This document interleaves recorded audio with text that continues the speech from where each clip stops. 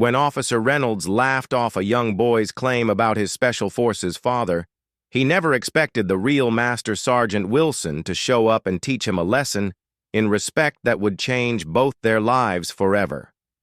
The afternoon sun beats down on a suburban park where 12-year-old Marcus Wilson shoots hoops alone.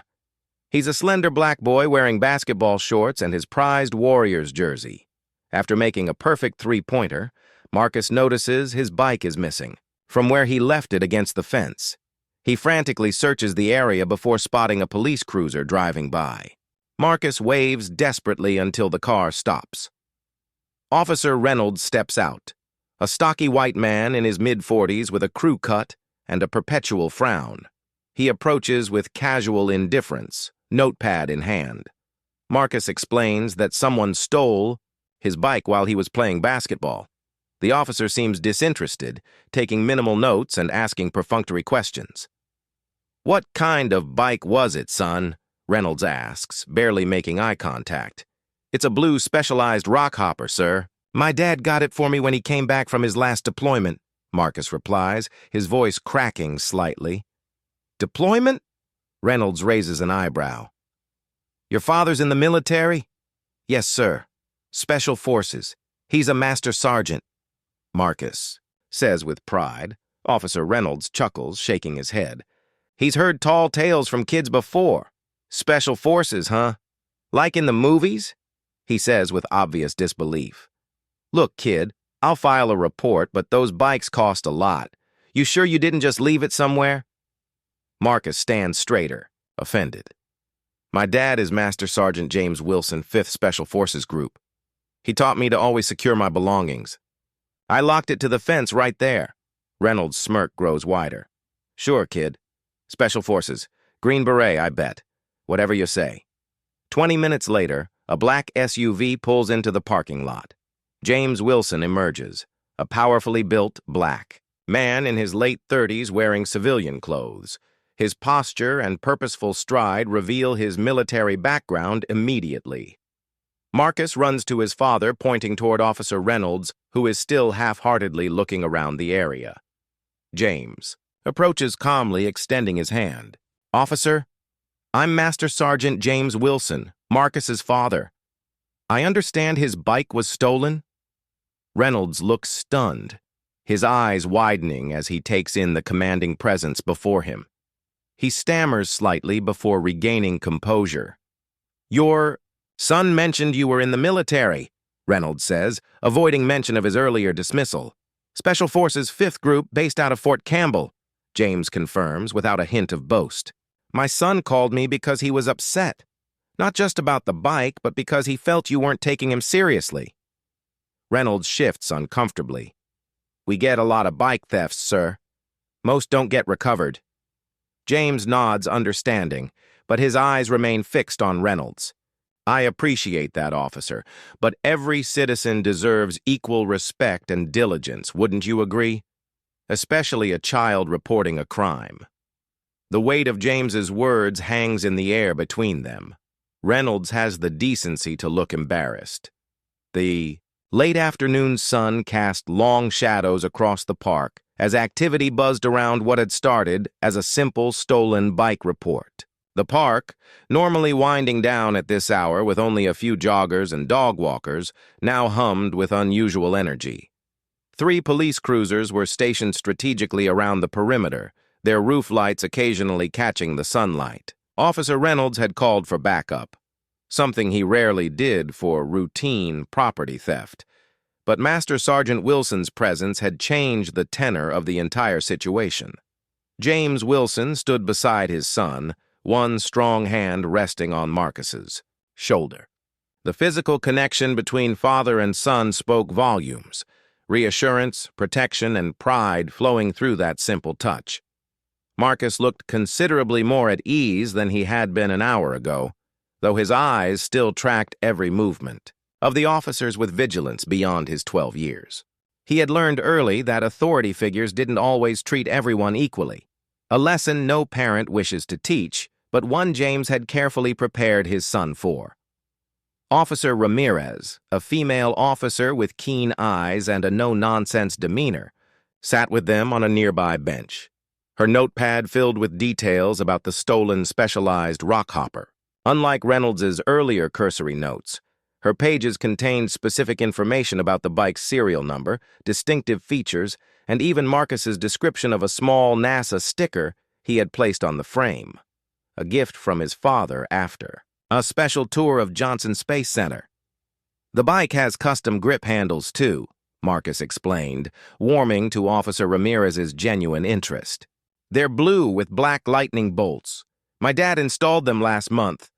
James nodded, adding, "The seat's been adjusted to his height exactly. I marked the post with a permanent marker, a small MW near the clamp." Officer Ramirez noted, "These details carefully. These identifying marks will help us immensely if we locate it," she said with professional courtesy that didn't condescend to either father or son. This was the kind of policing James Wilson had always hoped his son would experience: thorough, respectful, and equal. Across the park, Reynolds moved with renewed purpose, coordinating the search efforts with an intensity that hadn't been present when Marcus first approached him. The transformation wasn't lost on James, who watched the officer with measured assessment. 20 years in Special Forces had taught him to read people quickly, to understand the difference between genuine change and performative correction. Reynolds, he suspected, fell somewhere in between, embarrassed by his assumptions, but also genuinely disturbed by his own behavior once confronted with reality. Reynolds approached them, his stride purposeful but his expression complex, a mixture of professional focus and personal discomfort. In his hand, he held a tablet displaying security footage from a convenience store 2 blocks away. The screen showed grainy but discernible images of 2 teenagers wheeling a blue mountain bike between them, looking over their shoulders nervously as they passed. "Mr. Wilson," Reynolds addressed James directly, his tone respectful where before there had been dismissal, "we've got something solid. The camera caught these 2 heading toward the old railroad tracks about 40 minutes ago. The bike matches your son's description perfectly, including that NASA sticker he mentioned."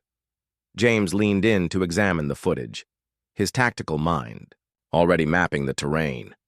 "The abandoned railway station by Westfield Street?" Reynolds nodded, impressed by the quick geographical assessment. "Exactly. It's a known hangout for local teens. We've had reports of minor vandalism and graffiti there, but nothing serious until now." James straightened, giving Marcus's shoulder a reassuring squeeze. "Thank you, officer. That's good police work." The compliment was genuine but measured, acknowledging the effort without forgetting what preceded it. Reynolds held James's gaze for a moment longer than necessary, something unspoken passing between the 2 men. Then he shifted his attention to Marcus, his posture softening slightly as he addressed the boy. "I owe you an apology, son," Reynolds said, the words coming with visible effort but also sincerity. "I should have taken your report more seriously from the start. My assumptions interfered with my duty, and that's not acceptable." He paused, looking momentarily vulnerable in his uniform. "We'll do everything we can to recover your property. In fact, I've got 2 officers headed to the railway station now." Marcus looked up at his father, seeking guidance on how to respond to this unexpected admission. James gave him an almost imperceptible nod of encouragement. This was Marcus's moment to handle as he saw fit. "It's okay, sir," Marcus said after a moment's consideration, his young voice steady with a maturity that made his father's chest swell with pride. "My dad always says, mistakes aren't failures if you learn from them." The wisdom from such a young mouth caught Reynolds off guard. His professional mask slipped for a moment, revealing a man confronting his own biases in real time. "Your father sounds like a wise man," he replied with a genuine smile that reached his eyes. Perhaps the first authentic expression he'd shown since arriving at the park. As Reynolds walked away to coordinate with the officers at the railway station, James knelt down to eye level with his son, a sign of respect he had always shown Marcus. In Special Forces, James had learned that respect wasn't determined by rank or age, but by the content of one's character, and he saw tremendous character developing in his boy. "I'm proud of you, Marcus," James said quietly, his voice carrying the weight of experiences Marcus couldn't yet fully understand. "You stood your ground respectfully, just like we talked about. You didn't let anger take over, but you didn't back down either." Marcus's eyes, so like his mother's, held a wisdom beyond his years. "He didn't believe me about you," he said softly, the hurt still evident despite his composed exterior. James sighed deeply, his expression a mixture of resignation and determination that Marcus had seen many times. When his father returned from difficult deployments, when they moved to new communities, when they had their first talk about how to interact with police. "People will make assumptions about you your whole life, son," James said, choosing his words carefully. "Some because you're young, some because you're black. Sometimes they'll underestimate your intelligence, your abilities, or your worth. What matters is how you carry yourself when they do." Marcus absorbed his father's words with solemn attention. "Like you just did with Officer Reynolds?" James nodded, a small smile crossing his face. "Exactly. I could have come in hot, could have demanded his badge number and made a scene. Sometimes that's necessary when justice demands it.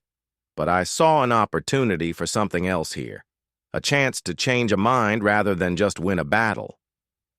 "A tactical decision," Marcus said, using terminology he'd picked up from years of his father's military stories. James chuckled softly. "That's right. Life is full of tactical decisions that have nothing to do with combat. Knowing when to push, when to educate, when to walk away, these are skills that will serve you far longer than how to throw a punch or shoot a target."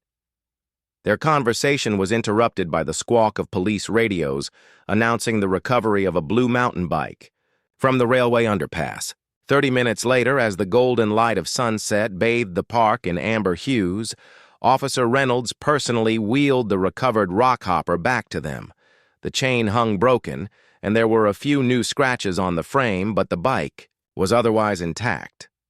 "We caught the kids who took it," Reynolds informed them, his professional demeanor now tempered with something approaching warmth.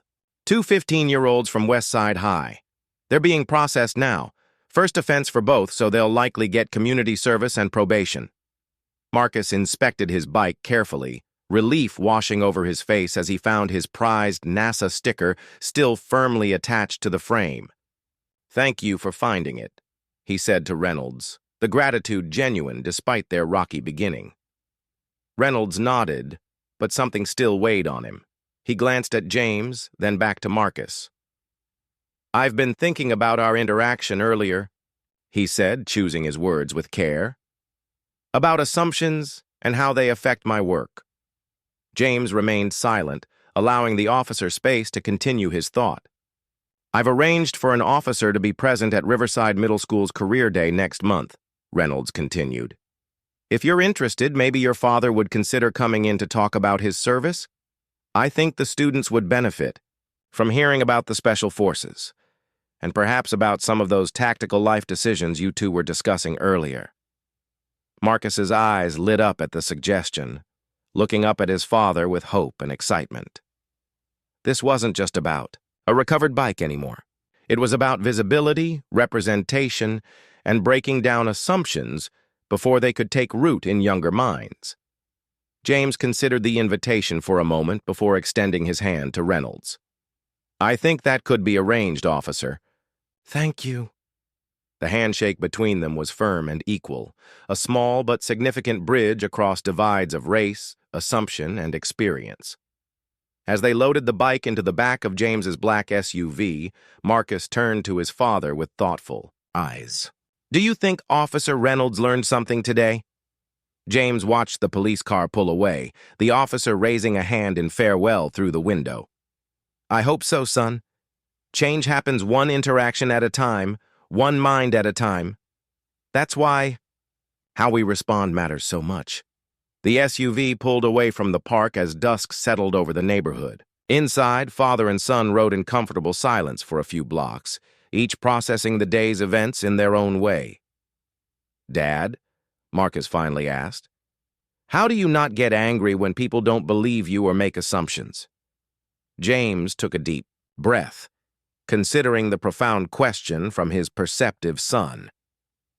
"I do get angry sometimes, Marcus. That's only human. But I've learned to channel that emotion into something constructive rather than destructive." He paused at a red light, turning slightly to make eye contact with his son. "In Special Forces, we train to control our emotions in high-stress situations because lives depend on clear thinking. Life as a black man in America requires similar discipline. The stakes are different, but just as real." The light turned green, and James continued driving toward home, where Marcus's mother would be waiting to hear about their day. "What happened today wasn't just about a bike or about one officer's assumptions," James continued. "It was about planting a seed that might grow into something better. Maybe next time Officer Reynolds encounters a young black boy, he'll remember you and pause before making judgments. Maybe he'll treat the next person with the respect they deserved from the beginning." Marcus nodded slowly, processing this perspective. "So it's like your mission isn't just protecting our country overseas, but also making it better here at home?" James smiled at his son's insight. "That's exactly right. And someday, that mission will be yours too, in whatever way you choose to serve." As they pulled into their driveway, the porch light welcomed them home. A lesson had been learned today, not just by an officer who made assumptions, but by a boy witnessing the quiet strength of his father in the face of prejudice. And perhaps most importantly, a small but meaningful change had begun in how one officer saw the community he was sworn to protect and serve.